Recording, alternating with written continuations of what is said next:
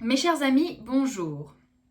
Aujourd'hui, j'aimerais vous parler des institutions de nos deux pays, à savoir la France et l'Angleterre. Comme vous le savez peut-être déjà, la France est une république constitutionnelle, tandis que l'Angleterre est une monarchie constitutionnelle. Pendant des siècles, la France a vécu sous le régime de la monarchie, régime politique où le pouvoir est détenu par un seul homme. En 1789, la Révolution française met provisoirement un terme à cette monarchie absolue pour instaurer une république. On oppose généralement la république à la monarchie. Cela nous amène à nous poser deux questions. Y a-t-il un régime mieux que l'autre? Deuxième question, devrait-on revenir à une monarchie en France? Eh bien, d'après les sondages réalisés, environ 20% des Français éprouveraient une grande sympathie pour la royauté et ne désapprouveraient pas d'un retour à la monarchie constitutionnelle. C'est un chiffre considérable, car ce chiffre de 20% correspond à l'audience électorale de grands partis politiques comme les Républicains, le Parti socialiste ou encore le Front national. Mais pourquoi voudrait-on revenir à la monarchie en France? Eh bien, pendant longtemps, on a dit aux Français que la démocratie leur assurerait le bonheur.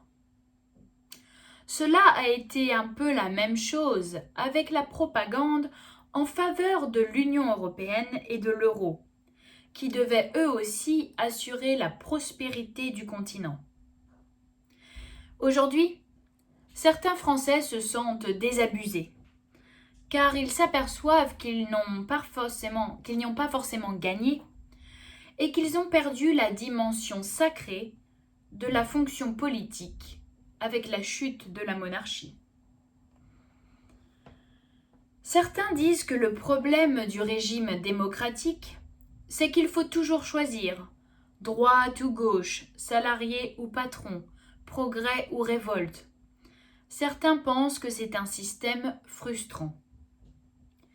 Par contre, selon eux, le régime monarchique est un système d'union des contraires, en quelque sorte.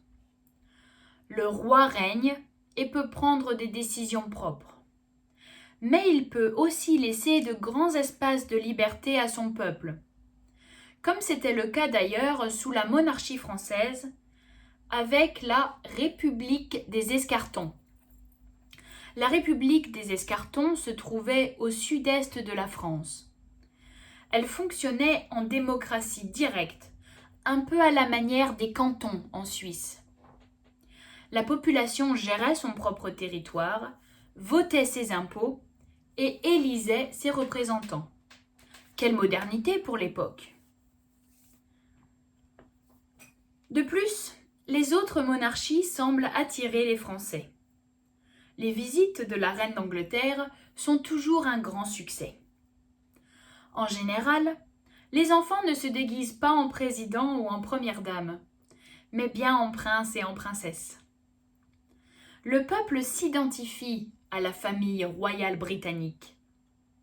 On a pu le constater récemment avec la naissance des Royal Babies, qui ont suscité des réactions de familiarité et d'affection en France. Un monarque est un repère, qui peut parfois manquer dans un régime républicain, où personne ne sait qui gouvernera dans 5 ans et plus. Personnellement, je comprends les difficultés de la République actuelle, mais je ne suis pas pour une nouvelle dictature monarchique où le roi règne sans partage, comme c'est le cas en Arabie Saoudite par exemple. Toutefois, je pense que certaines formes de monarchie ne sont pas mauvaises, comme la monarchie constitutionnelle, qui n'est rien d'autre qu'une démocratie couronnée, à mon sens. À titre d'exemple, on peut citer donc le Royaume-Uni, mais aussi les pays scandinaves, l'Espagne et la Belgique. Dans ces systèmes, le roi règne, mais il ne gouverne pas. Et que serait la Grande-Bretagne sans sa reine? Que seraient devenus les Belges sans leur roi? La Belgique serait-elle restée un havre de paix pour les riches contribuables? Il existe aussi la monarchie institutionnelle, dans laquelle le pouvoir du roi est réel, mais partagé. Comme au Liechtenstein, par exemple, qui continue à fonctionner selon ce modèle. Le prince dispose de la direction politique et d'un droit de veto. Le peuple, de son côté, peut s'adresser au prince pour provoquer un vote, une votation, exactement comme en Suisse. Un référendum.